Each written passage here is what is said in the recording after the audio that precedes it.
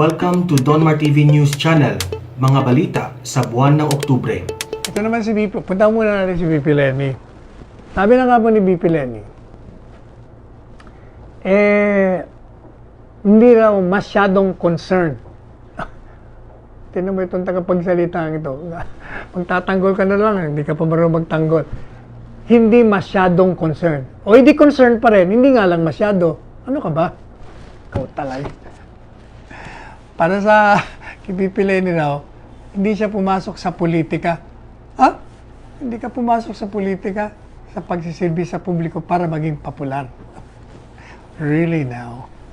Lahat na politiko, maliban dito kay presidente, gusto niya maging popular. Itong presidente lang ang alam natin na regardless kay popular ka kay hindi, o tanggapin mo man ako hindi, wala siyang pakialam sa buhay ng mga ayaw sa kanya.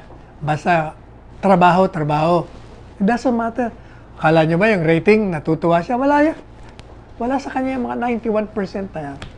Kaya lang, yung pong mga nag-uobserba, kagaya natin, tinitingnan natin kung ano namang mga reaksyon. So itong sinasabi ni BP Lenny, pinagtatanggol niya sarili niya.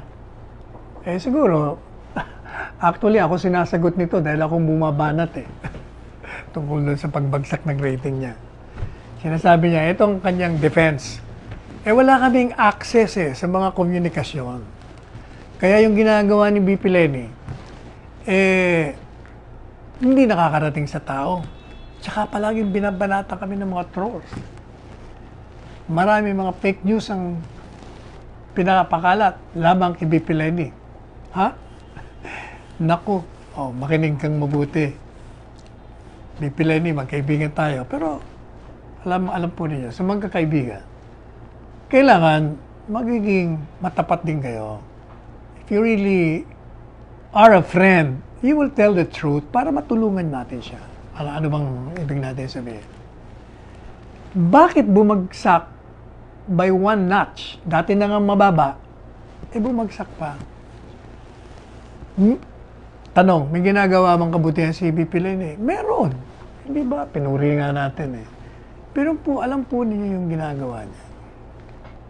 Ordinary yon sa isang public official na magkaroon ng mga donasyon galing sa mga kaibigan, ng mga tagahanga, at yun naman na i-distribute mo. At yung pong ginagawa niya, hindi po yon na itago. Bakit? Hindi bakit naman may tatago? Unang-una, nagpe-press release siya. Pangalawa, may kasamang media. Lahat na ginagawa niya, paano ba natin nalaman na nagkaroon siya ng distribution kung hindi inalabas ng media? Paano ba natin malalaman na nag-provide siya ng shuttle services, nakakuha siya para sa mga frontliners? O hindi ba? Dahil din sa media, ibig sabihin, paano malalaman ng media kung di mo sinabi at di mo pinaalam? Madalit sabi, hindi totoo yung sinasabi ninyo na hindi alam. Alam yon, kaya lang, yun, papupuriin kayo doon, kahit na nga ordinaryo yon. Ang niririakan ay gaya ng sinasabi po natin.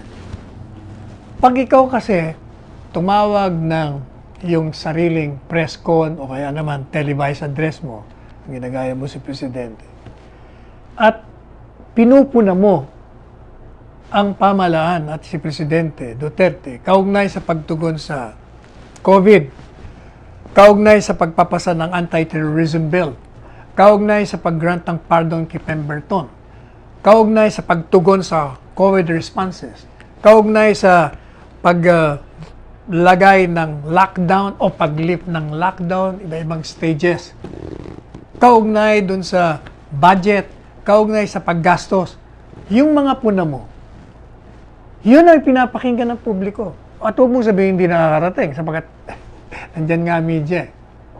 Ano pa? Meron kang mungkahi.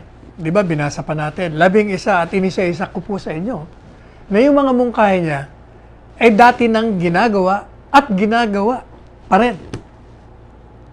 Sabi po natin, maganda yung mungkahi, maganda yung intensyon.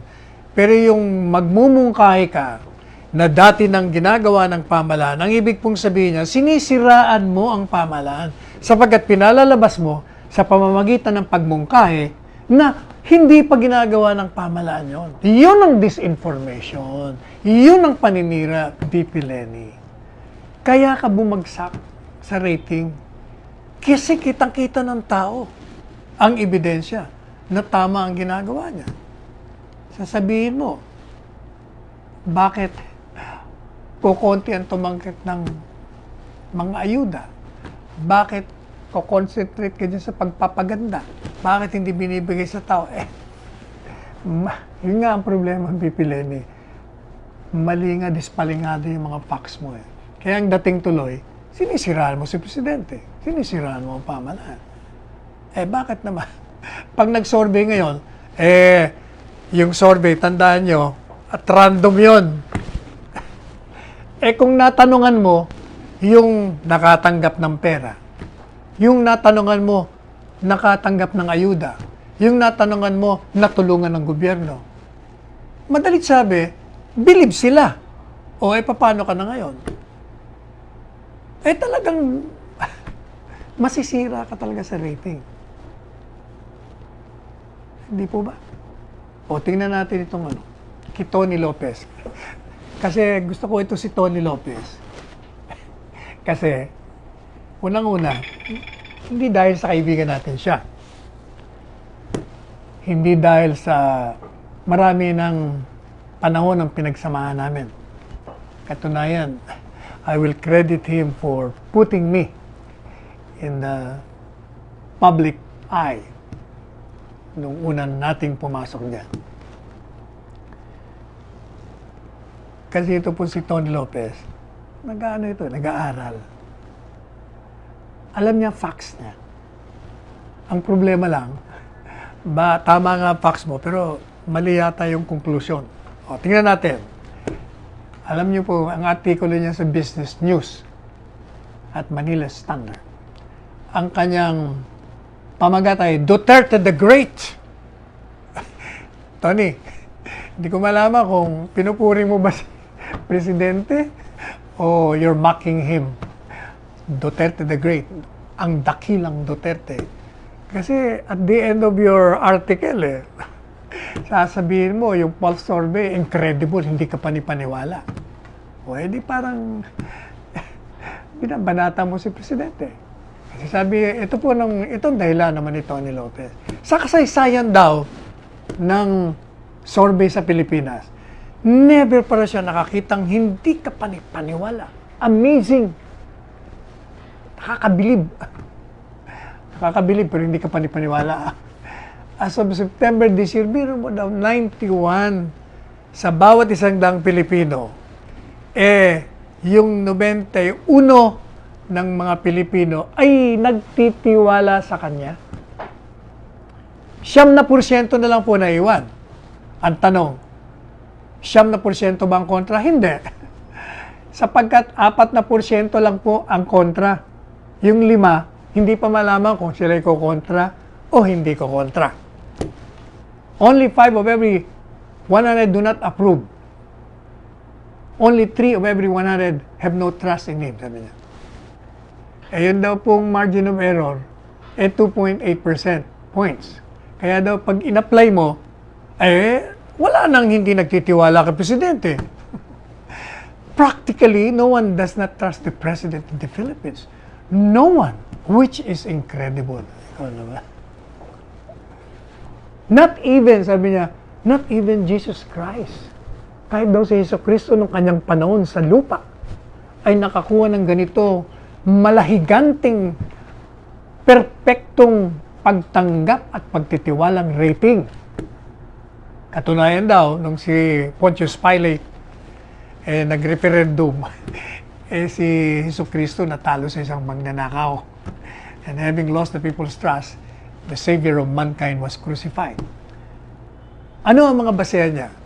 Sa panahon daw ng pandemic, si Presidente raw ay hindi, talaga ito si Tony, hindi raw nakapagligtas ng 324,762 Filipinos from getting sick. Ito po yung mga nagkasakit.